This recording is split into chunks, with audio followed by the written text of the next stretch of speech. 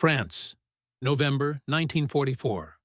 Cold rain drizzled endlessly across the broken countryside. Mud swallowed boots, trucks, and horses alike. A thick, unrelenting sea of brown that turned every road into a grave for machines. On a ridge above the valley, a group of German officers stood beside their immobilized Panther tank. Cigarettes glowed faintly in the gloom as they watched the scene below. Across the field, an American column struggled forward. Hundreds of M4 Sherman tanks, engines growling under the weight of mud and rain. The Germans laughed. To them, these American machines were crude toys, poorly armored, undergunned, and built too quickly to last. They joked that the mud would finish what their cannons could not. But as the hours passed, something unexpected happened. The Shermans didn't stop. One after another, they rolled, slipped, spun, and kept moving. Mechanics worked knee-deep in freezing sludge, repairing broken treads in minutes. Tanks that should have died in the mud simply refused to. The laughter faded. Because this was how America fought wars. The Second World War was not only a clash of nations and ideologies, it was a brutal contest of machines. By 1944, the Allied invasion of Europe had begun in full. The beaches of Normandy were secured, but the real struggle was inland, across the fields, forests, and rivers of France. It was there, beyond the glamour of D-Day, that a new kind of war emerged, a war of endurance, logistics, and reliability. The Germans entered this phase with supreme confidence in their engineering. Their tanks, the Panther and the Tiger, were mechanical marvels. Each was crafted with precision and armor that seemed invincible to anything the Allies possessed. To a German officer, a tank was not just a weapon. It was a symbol of industrial pride, an extension of the nation's obsession with mechanical perfection. Yet perfection came at a cost. The Tiger I, with its 80 mm gun, could destroy a Sherman at over 2 kilometers. But it required constant maintenance, consumed enormous amounts of fuel, and often broke down after a single day's operation. Its overlapping road wheels froze in winter. Its transmission failed under strain, and its sheer weight made recovery almost impossible once mired in mud. Meanwhile, across the Atlantic, the Americans approached warfare differently. Their military leaders, from Eisenhower to the Ordnance Department engineers, believed that the key to victory wasn't the best tank, but the one that could be built by the thousands, maintained by mechanics in the field, and repaired with the simplest tools imaginable. That philosophy gave birth to the M4 Sherman. Introduced in 1942, the Sherman was the embodiment of American practicality. Its 75 mm gun was adequate, its armor was decent, and its speed was reliable. But its real strength lay beneath the surface, the ease with which it could be repaired, replaced, and modified. Every Sherman used standardized parts, engines, transmissions, treads, all interchangeable, all mass-produced. By 1944, more than 40,000 Shermans had rolled off American assembly lines. Each one carried the spirit of an industrial nation that had retooled its car factories, steel mills, and shipyards to produce war machines at an unimaginable pace. German officers couldn't understand it.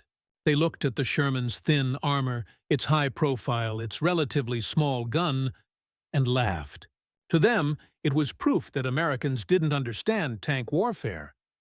But the laughter came from a place of arrogance, because what they didn't realize was that the Sherman wasn't designed for dueling.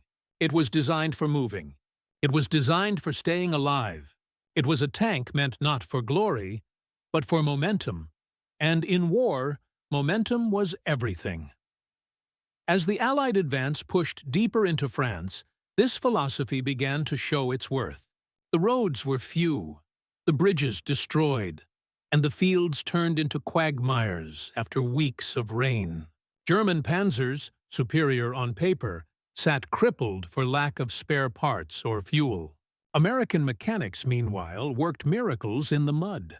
Engines were replaced in the open, Treads were repaired under fire, and damaged tanks were cannibalized to bring others back to life. Shermans that had been disabled in the morning were back in action by nightfall. Entire armored divisions, thought to be halted by weather, were somehow advancing again by dawn. Behind this miracle was not luck, but planning. A deliberate design of American doctrine. The U.S. Army's strength was not in a single tank, but in the system that kept those tanks running. It was a network of logistics, supply, and improvisation that turned the Sherman into something greater than a machine. It became a symbol of industrial resilience. And while German engineers built masterpieces of steel, American mechanics built endurance. That endurance was about to be tested like never before. To understand how the Sherman came to embody American industrial might, one must go back to the early years of the war, long before Normandy, before the mud, before the laughter of German officers echoed across France. In 1940, as Europe burned, the United States watched from across the Atlantic. The Wehrmacht's armored spearheads had already crushed Poland and France, showcasing the terrifying efficiency of blitzkrieg. The lesson was unmistakable. The age of the tank had arrived. When the U.S. Army studied these campaigns, it realized that it lacked not only modern armor but also a doctrine to use it. The interwar years had left America's armored force divided between traditionalists and visionaries. Some officers believed tanks should merely support infantry. Others, men like George S. Patton and Adna R. Chaffee, argued that armor was the new cavalry, meant to break through and exploit speed. Out of this debate rose a pragmatic answer. Build a tank that could do everything adequately, rather than a few things perfectly. That idea shaped the M4 Sherman. It wasn't revolutionary. It was reliable, flexible, and, most importantly, producible in enormous quantities. In 1941, when the U.S. officially entered the war, America's automotive giants mobilized with breathtaking speed. General Motors, Ford, and Chrysler turned their factories from sedans to steel monsters. At the Detroit Arsenal tank plant alone, workers rolled out Shermans every few minutes, a feat no European power could match. Unlike German factories, where skilled craftsmen assembled tanks by hand, American production lines relied on standardization. Every bolt, every engine, every turret ring followed a unified specification. This meant a Sherman built in California could be repaired in France with parts shipped from Pennsylvania. It meant that any mechanic, whether trained or improvised, could bring a broken tank back to life. This philosophy extended far beyond factories. The U.S. Army's Logistics Corps ensured that spare parts, fuel, and ammunition flowed across continents. Liberty ships carried tanks in modular form, assembled near the front. Field depots sprang up like industrial oases, where engines were swapped and transmissions rebuilt in the open air. For the Americans, the battlefield was not a static line of trenches, but a living, breathing system of supply and repair. It was this system that made the Sherman a weapon of endurance. German intelligence noticed it early. Reports from the Eastern Front and North Africa mentioned the uncanny ability of American units to recover and redeploy damaged tanks. By 1943, in Tunisia, the Africa Corps was already facing Shermans that refused to die. German field officers mocked their appearance but feared their persistence. The contrast in philosophy could not have been sharper. The German Tiger was an apex predator, powerful but rare, magnificent but fragile. The Sherman was a wolf pack, smaller, faster, and endlessly replaceable. By the time the Allies landed in Normandy in June 1944, the difference had become strategic. The Germans fielded fewer than 2,000 Panthers and Tigers on the Western Front. The Allies brought over 11,000 Shermans. Each day, more arrived. The terrain of northern France soon became the ultimate test ground for these opposing doctrines. The hedgerows of Normandy and the open plains beyond punished mechanical weakness and rewarded adaptability. German tank units struggled to repair complex vehicles under pressure. American mechanics, meanwhile, worked tirelessly, often under shell fire, to keep the armored columns moving. It wasn't just a difference in machines, it was a difference in mindset. To the Germans, engineering was an art. To the Americans, it was a service. The goal wasn't perfection, it was performance. And in war, performance meant survival. As the autumn rains came and France turned to mud, the true meaning of this difference became clear. While the mighty Tigers sank and broke, the Shermans, with their wider tracks, lighter frames, and simple designs, pushed on. Their engines roared through the sludge, their mechanics knee-deep in muck, patching together steel and oil into motion once more. It was here, in the mud and misery of 1944, that German laughter would turn to silence. Because the Americans weren't fighting for elegance. They were fighting to move forward, no matter what stood in their way. And soon, the world would witness the proof. The human angle. The mechanics. Behind the miracle war stories often glorified the generals and the guns, but behind every Sherman that kept rolling through France stood a quiet army. The mechanics. These men weren't soldiers in the traditional sense. They didn't charge through machine gun fire or storm enemy trenches. Their battleground was the mud. Their weapon was the wrench. In the weeks after D-Day, American armored divisions pushed through terrain so hostile it broke machines faster than bullets could. Engines overheated, treads snapped, suspensions cracked. And yet, day after day, the Shermans returned to the fight. The reason? Mechanics who refused to surrender to the elements. They worked in freezing rain, sleeves rolled up, hands blistered from steel and oil. Tanks arrived on transporters mangled and burning, only to emerge again the next morning, patched, repainted, ready. They were the backbone of the American advance. Entire field depots became mechanical cities, engines on racks, welding torches flickering like fireflies in the night. Soldiers said you could tell where the Americans had been by the smell of grease and gasoline in the air. It wasn't luck that kept the Shermans moving.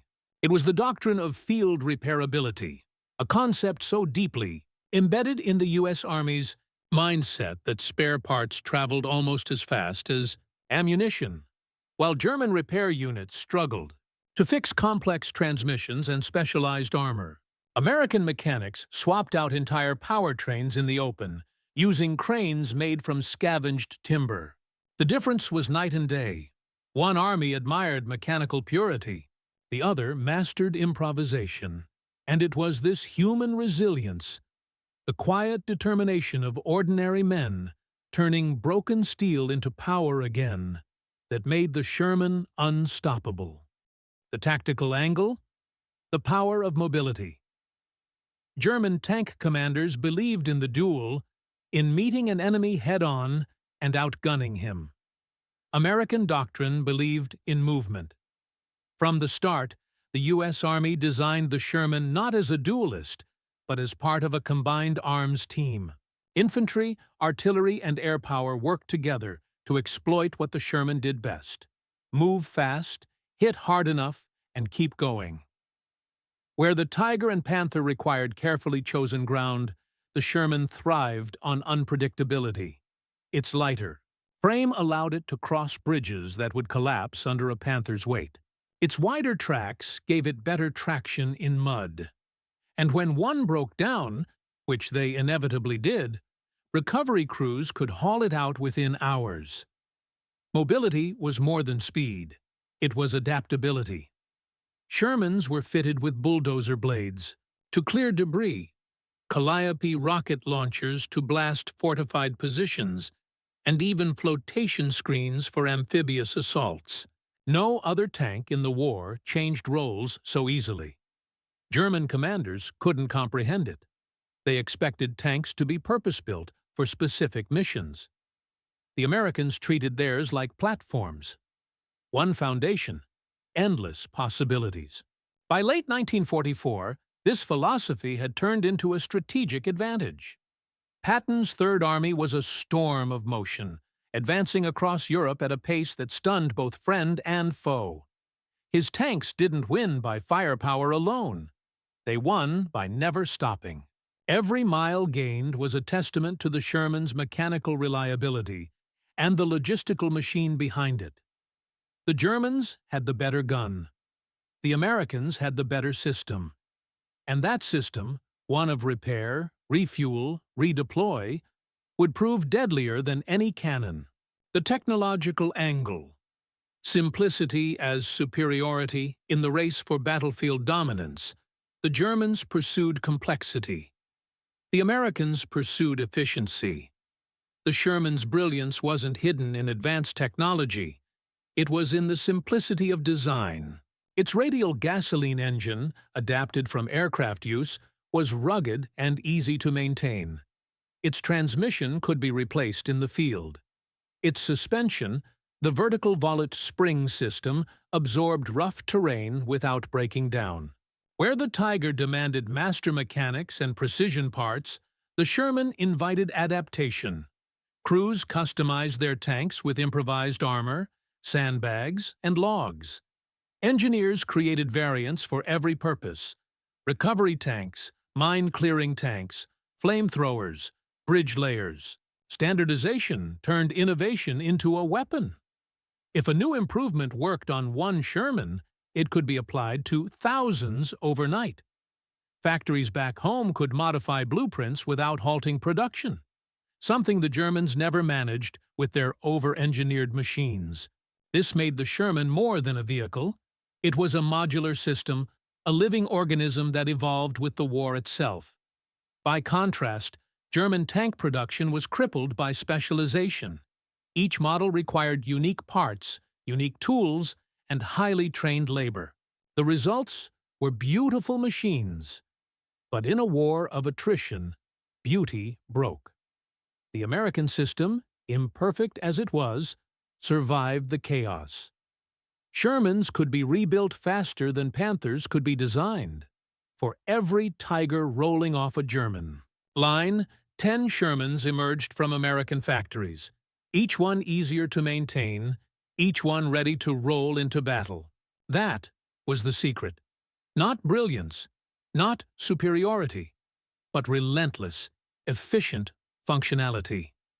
And while the Germans mocked that simplicity, it was that very simplicity that would roll over them, in waves of mud, steel, and perseverance. The leadership angle. Patton's doctrine of relentless motion, General George S. Patton understood one truth about mechanized warfare. Momentum is victory. To him, a tank that stood still was already dead. His commands to his armored divisions were simple: keep moving, keep fighting, keep the enemy off balance. Patton didn't idolize the Sherman's technical qualities. He knew its weaknesses: the thin armor, the limited gun, the vulnerability to German 88s. But he also knew that it could move. He trusted it the way a cavalryman trusted his horse. The Sherman, to Patton, was not a dueling champion. It was a charger meant to flank, to encircle, to keep the enemy reeling. He once wrote in his field notes, "Fixed fortifications are monuments to the stupidity of man." He believed the same about overcomplicated machines. To him, the German Tiger was a fortress on tracks. Powerful, yes, but destined to stall. The Sherman, in contrast, was a raider, a hunter that fed on speed. Patton's armored columns became legends. His units advanced hundreds of miles across France and Germany in mere weeks, something no other general on the continent could match. The secret wasn't the Sherman's gun. It was the doctrine of continuous momentum. He pushed his logistics officers as hard as his tank crews, demanding that fuel, ammunition, and spare parts flow as fast as his advancing tanks. He created what became known as the Red Ball Express, a lifeline of trucks that ran day and night, carrying supplies to the front. It was here that the full design of the Sherman proved prophetic. Its fuel compatibility, easy maintenance, and interchangeable parts allowed Patton's men to stay ahead of the German retreat. His divisions didn't pause to repair. They repaired while advancing. To the Germans, this was madness. To the Americans, it was doctrine. The enemy angle, German realizations in the field, by late 1944, reports from German tank units began to reveal a shift in tone. The arrogance was fading. The laughter was gone. Commanders in the Wehrmacht's panzer divisions had begun to realize that their superior machines were losing the larger battle. Not through defeat in combat, but through exhaustion. One after-action report from the 2nd SS Panzer Division described American tanks that returned to the fight within hours of destruction. Another report from the 5th Panzer Army lamented that Americans replace machines faster than we can destroy them. German mechanics struggled to service their own vehicles. Panthers, rushed into mass production in 1943, suffered from weak final drives and fragile transmissions. Even minor damage could immobilize them for days. Spare parts were scarce, and fuel shortages crippled entire units. Meanwhile, the Shermans, crude, ugly, and unrefined in German eyes, simply refused to die. Even when burned out or blown apart, many were stripped for usable components and rebuilt. The American system made it so that a destroyed Sherman was not the end of a tank. It was the beginning of another. By the winter of 1944, German officers began to voice their frustration in captured diaries and intelligence intercepts. One officer wrote bitterly, "They fight with factories, not tanks." He was right. The battlefield had become a reflection of two philosophies. The Germans fought with precision and craftsmanship. The Americans fought with systems, repair depots, supply lines, mechanics, and standardization. And in modern war, systems win the moral, industrial angle. America's arsenal of democracy. The Sherman wasn't just a machine of war. It was the physical embodiment of a nation's will to produce, to adapt, and to fight on all fronts. President Franklin D. Roosevelt had promised that the United States would become the arsenal of democracy, and nowhere was that promise more visible than in the Sherman tank.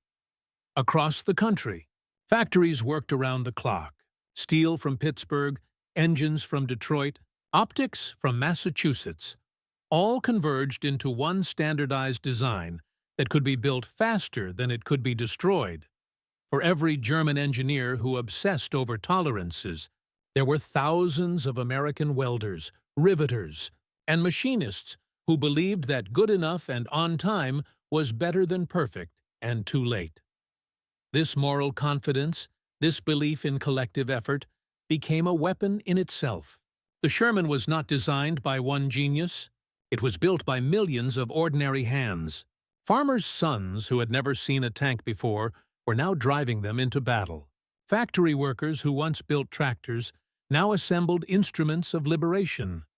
Each Sherman rolling onto a ship represented not just a tank, but an idea that freedom, when organized and disciplined, could outproduce tyranny. By late 1944, this idea was visible everywhere on the Western Front. American armored divisions advanced not with arrogance, but with quiet certainty. They knew that even if a tank broke down, another would take its place. Even if one crew fell, another would follow. And behind every track that turned through the mud, behind every engine that roared back to life, stood a factory worker, a mechanic, a nation united by the simple belief that progress could not stop. The laughter of German officers had long since faded into disbelief, because in the mud of France, it wasn't perfection that triumphed, it was persistence, and that persistence was about to face its greatest test yet.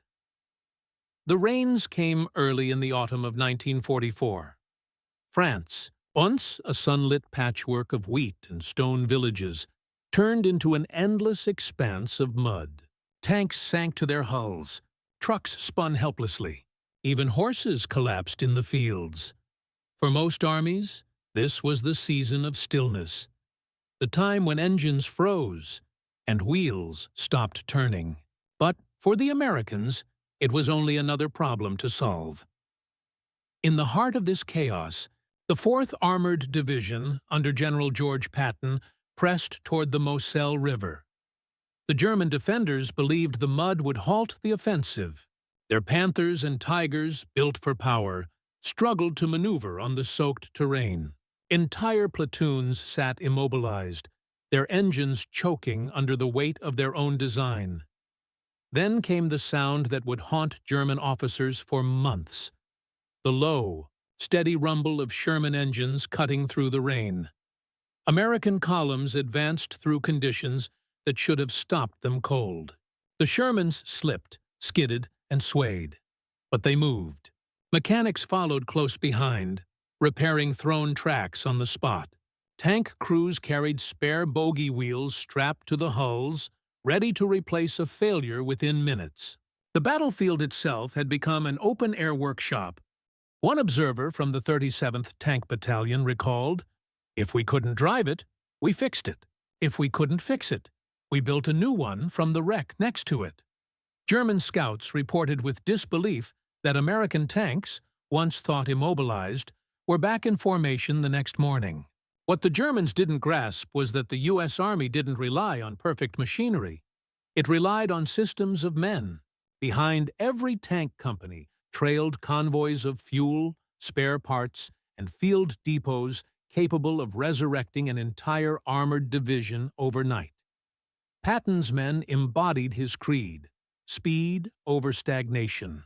When the bridges over the Moselle were blown, engineers built new ones in record time. When the roads vanished into rivers of mud, bulldozers carved new paths. And when tanks bogged down, recovery vehicles hauled them out with relentless efficiency. By late November, the German High Command realized something staggering. Their best weapons were being defeated not by superior firepower, but by persistence. Their field commanders sent reports filled with frustration. American machines cannot be stopped by weather.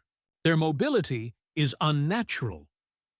The myth of German invincibility in armor began to crack. At Nancy, the 6th Armored Division outmaneuvered a numerically superior German force by sheer speed. At Ericourt, Sherman crews used mobility and communication to destroy over 80 German tanks in just 2 days, despite being outgunned. The Panthers' long-range advantage meant little in terrain where visibility was less than 100 meters. The mud became the great equalizer, and the Sherman thrived in it. The Germans had always mocked American machines as factory toys. Yet, in the quagmire of Europe's autumn, it was those same toys that kept rolling while their steel masterpieces rusted in place. Each battle pushed the lesson deeper. The war would not be won by brilliance, but by endurance. The German officers who once laughed at the clumsy American tank now watched as their own machines were abandoned in the mire, too heavy to recover, too fragile to repair.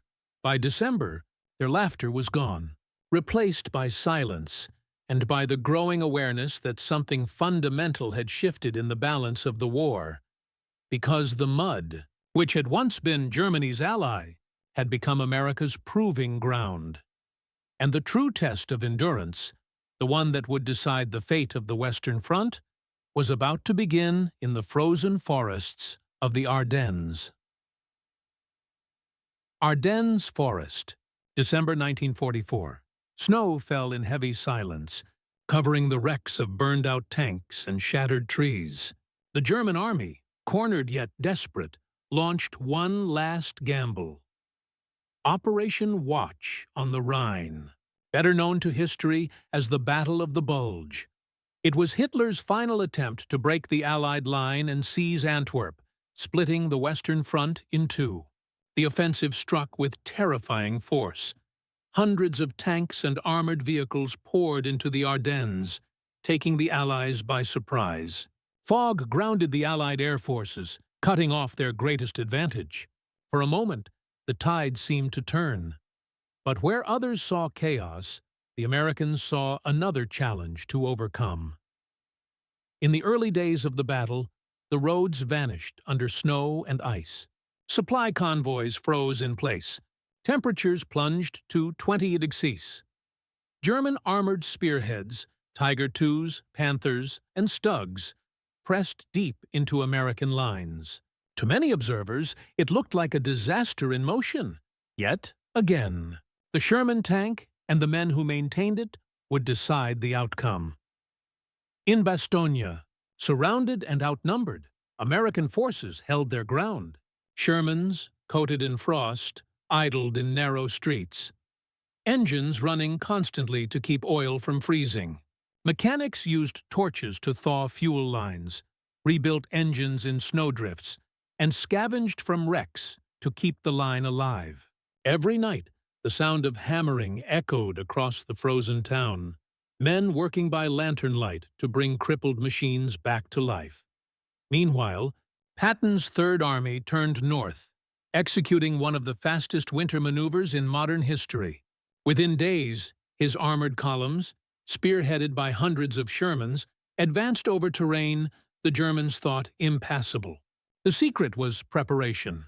Every tank carried winterized oil, snow chains, and improvised insulation crafted by field crews weeks before. German tankers, meanwhile, faced mechanical nightmares. The heavy King Tigers burned fuel at impossible rates, often running dry before reaching the front.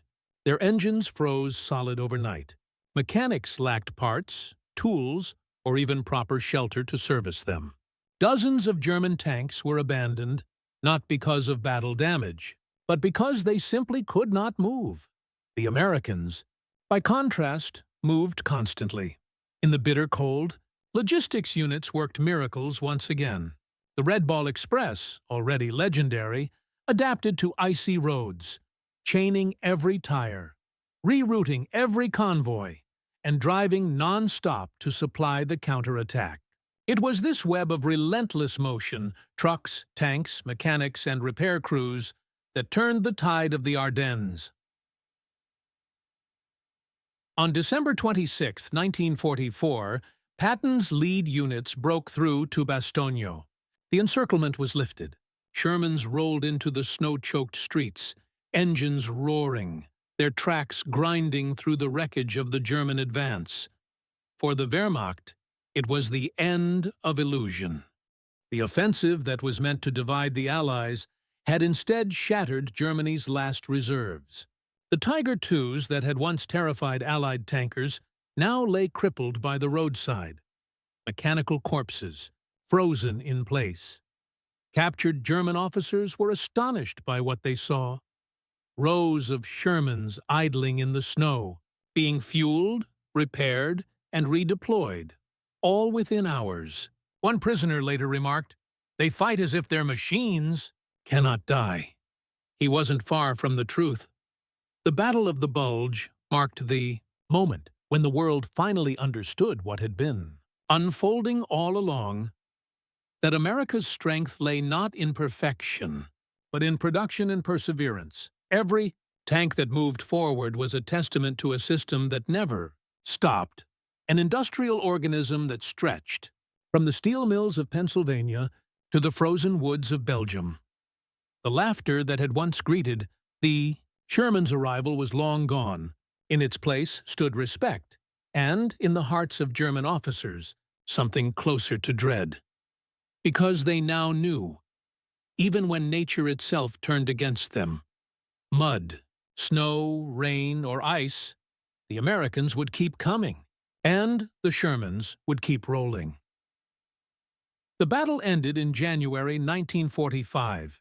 The German counteroffensive had failed completely. More than 700 enemy tanks were lost, many not to enemy fire, but to mechanical breakdowns and fuel starvation.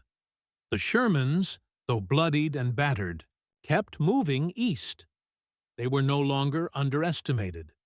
The war was turning, and the machine that symbolized endurance was leading the charge. When the snow finally melted and the roads of Belgium and France turned back to earth, the truth of what had happened lay bare across the land. Thousands of German tanks, Tigers, Panthers, King Tigers, sat abandoned along frozen roads and forest tracks. Many had been destroyed in combat, but far more were victims of their own design. Engines seized, transmissions shattered, and fuel tanks empty.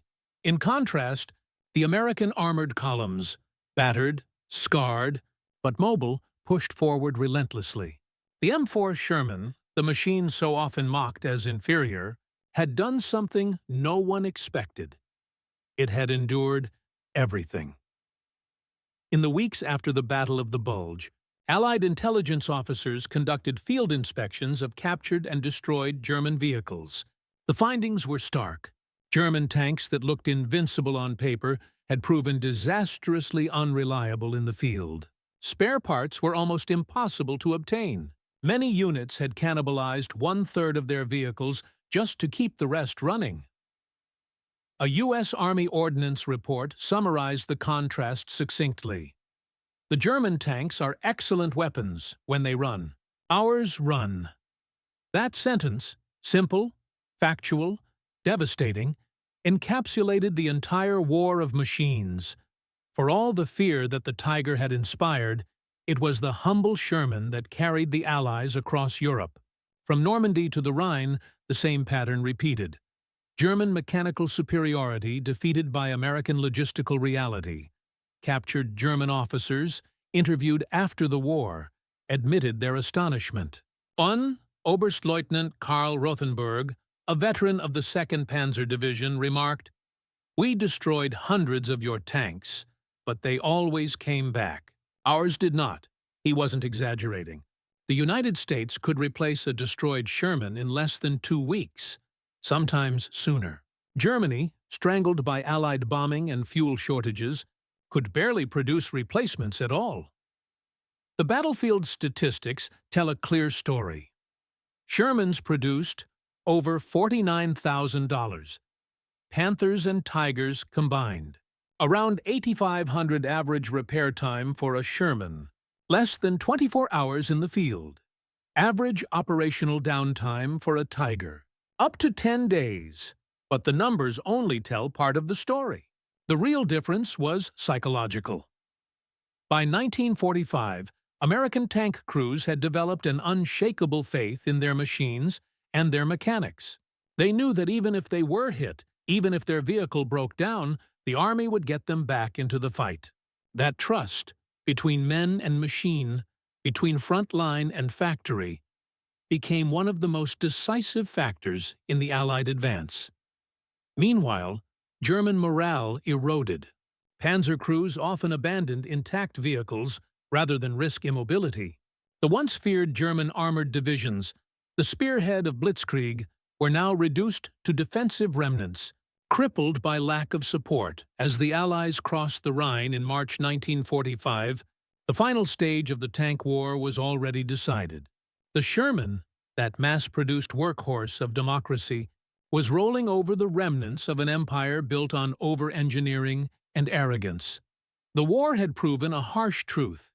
In the mud, the snow, and the chaos of modern warfare, reliability was supremacy, and the Germans, who had once laughed at American mechanics, were now studying them, trying to understand how their enemies' machines had kept moving when theirs had died. Because, for the Americans, the war wasn't about building perfect tanks.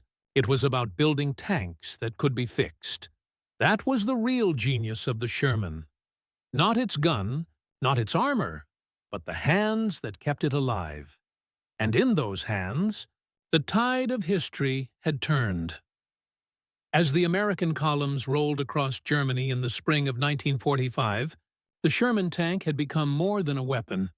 It was a statement of endurance, of ingenuity, and of a kind of quiet defiance that no amount of German engineering could match. The contrast between the two armies was now total. German tank units, once symbols of fear, were shadows of their former selves. Many tanks were abandoned without firing a shot. Some lacked fuel, others spare parts. The German war machine, once a legend of precision, had ground to a halt. Meanwhile, the U.S. Army had become a moving factory. Mobile repair depots followed every division, staffed by mechanics who could rebuild a transmission in under 6 hours. Damaged Shermans were dragged off the road, stripped for usable parts, and replaced almost instantly. It was an endless cycle of renewal. This efficiency extended all the way back to the American homeland. While Europe burned, Detroit still thundered, producing tanks, trucks, and engines at a rate the Axis could never match. For every destroyed Sherman, there were 5 more waiting on the docks. The result was inevitable. When the Allies finally crossed the Rhine and swept into the heart of Germany, the Sherman led the charge. Town after town, river after river, the same machine that German officers once dismissed as primitive now rolled through the wreckage of the Reich. Its engine notes echoed across the ruins of what had once been Hitler's empire. A grim, mechanical hymn to the power of endurance. The Sherman's legacy was written not in glory, but in persistence. It was a tank that broke no records for firepower or armor, but it broke every record for reliability, availability, and adaptability. After the war, even the Germans acknowledged it. Engineers who had once designed Panthers and Tigers began studying the Sherman's production methods. In post-war interviews, many admitted that the American system had achieved something they never could: the perfect balance between simplicity and effectiveness. As Europe began to rebuild, thousands of surplus Shermans found new homes across the world. They fought in Korea, in the Middle East, and even into the 1960s, proof of their enduring design. Nations that could not afford the luxury of complexity found salvation in American practicality. The lessons were undeniable. In modern warfare, brilliance alone does not win. Sustainability does. The German laughter that had once echoed across muddy fields had long since turned to silence, replaced by the sound of engines that never stopped, turning for the men who kept those engines alive, the mechanics, engineers, drivers, and factory workers. The victory was not just military, it was industrial, human, and moral, because they proved that strength isn't measured by perfection, but by endurance through imperfection. The war in Europe would end within months, but the story of those rolling machines, and the men who refused to let them die, would live far longer. And as the last Sherman crossed into Germany, its treads grinding over the ruins of once invincible panzers, the world finally understood. In the mud of France and the snow of the Ardennes, America had redefined what it meant to build a weapon of war, not one that never failed, but one that could always be repaired. A philosophy born not from arrogance, but from resolve. A philosophy that would shape every machine, every army, every war to come. The laughter of the past was gone. In its place, the steady heartbeat of an engine that refused to stop. In the end, the story of the Sherman tank is not one of glamour or perfection. It is the story of endurance, of machines built to survive, repaired by human hands, and driven by willpower stronger than steel. The Germans sought mastery through complexity. The Americans found victory through simplicity. In that difference lay the defining truth of modern warfare. The most advanced weapon is useless without the system that sustains it. The Sherman was not the best tank on the battlefield. It did not have the thickest armor, the largest gun, or the most imposing silhouette. But it was the tank that was always there. When the mud thickened, when the snow fell, when engines froze, the Sherman moved. Every bolt, every engine block, every worn track plate told the same story, of a nation that understood that wars are not won by ideals of perfection, but by the relentless ability to adapt and endure. The laughter of German officers in those early days had come from confidence, from faith in precision. But by the war's end, that laughter had been replaced by awe, even respect, because they had witnessed something they hadn't believed possible. An army whose machines fought like living things, dying and rising again, unstoppable. The Sherman became more than a tank. It became a symbol of American ingenuity, of ordinary men and women working together across oceans, of the idea that progress is not beauty, but persistence. In the mud of Europe, among the ruins of over-designed empires, the truth rolled forward on steel treads and simple mechanics. Victory belonged not to the perfect, but to the ones who kept moving.